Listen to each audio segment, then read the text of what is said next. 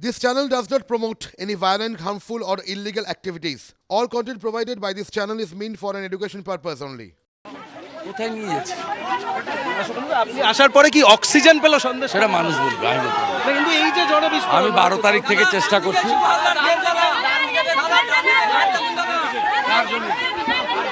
শিবু হাজার জমিটা দেখি, এক সাইডে গিয়ে এই জমিটা দেখি দেন, এই জমিটা হ্যাঁ পাবলিকের অভিযোগ।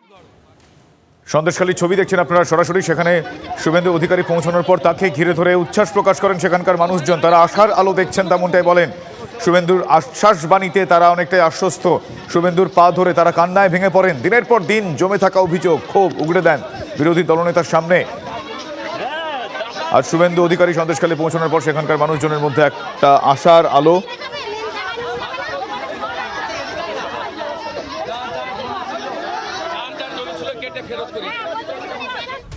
সন্দেশখালী কাণ্ডে বিস্ফোরক হাইকোর্টের প্রধান বিচারপতি। নাম না করে শেখ শাহজাহানকে কড়া বার্তা দিলেন প্রধান বিচারপতি। 19 দিন হলো পালিয়ে বেড়াচ্ছেন, আমি বিস্মিত, যার জন্যই ঘটনা রাজ্য তাকে সমর্থন করতে পারে না। পুলিশ ধরতে না পারলে মনে করতে হবে তিনি রাজ্যের বাইরে। পুলিশ অভিযুক্তকে নিরাপত্তা দিতে পারে না। শতপ্রণোদিত মামলায় তাকে আত্মসমর্পণের নির্দেশ দিতে পারি। শুনানিতে মন্তব্য প্রধান বিচারপতির, তিনি কোনোভাবেই আইন অমান্য করতে পারেন না। জনপ্রতিনিধি হয়েও তিনি কর্তব্য পালন করছেন না। আমার সহকর্মী শ্রাবন্তী সাহা এই মুহূর্তে আমার সঙ্গে রয়েছেন সরাসরি। শ্রাবন্তী, আজকে বিচারপতির এই নির্দেশ এবং তিনি স্পেসিফিক্যালি বলেছেন যে কর্তব্যের প্রশ্ন উঠছে, একজন জনপ্রতিনিধি হয়ে তিনি কর্তব্য পালন করছেন না এবং তিনি আইন অমান্য করতে পারেন না। এই নির্দেশের পর কি মনে হয় শাহজাহানের তরফ থেকে কোনো উত্তর আসবে?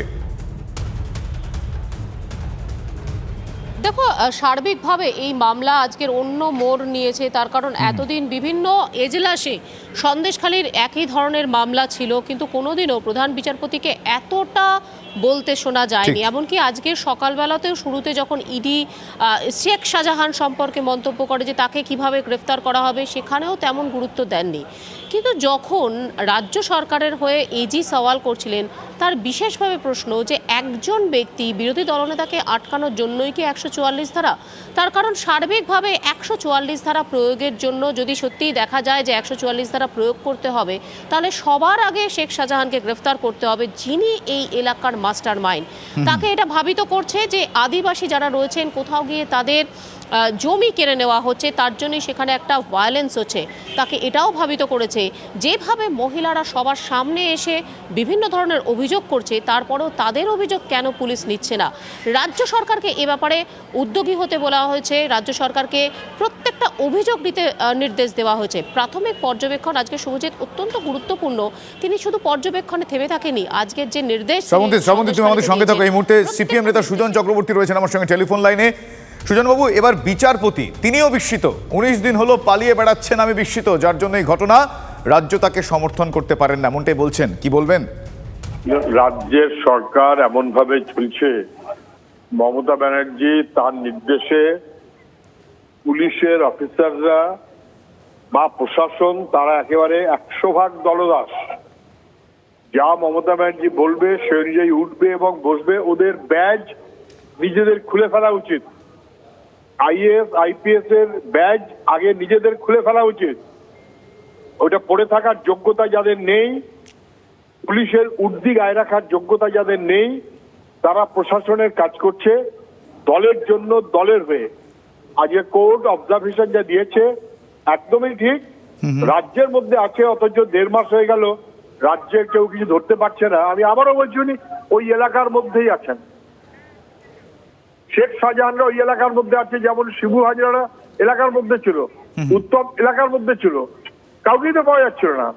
পরে উত্তম এলাকা থেকে গ্রেপ্তার, যে মুহূর্তে সরকারের আর কিছু করার থাকলো না।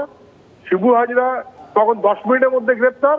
তাহলে পুলিশ ঘিরে বসে রেখেছিল, নিরাপত্তা দিয়ে রেখেছিল। শেখ শাহজাহানকেও তাই নিরাপত্তা দিয়ে রেখে দিয়েছে, এলাকার মধ্যে রেখে দিয়েছে এবং কার্যত তৃণমূলের গুন্ডা অথবা দুষ্কৃতির মতন ভূমিকা পালন করছে। কোর্টের বিচারপতি আজকে যে মন্তব্য করেছেন, তারপরে নির্লজ্জ, তাদেরও লজ্জা হওয়া উচিত। সরকারের সেইটুকু নেই। ধন্যবাদ সুজনবাবু আপনার প্রতিক্রিয়ার জন্য।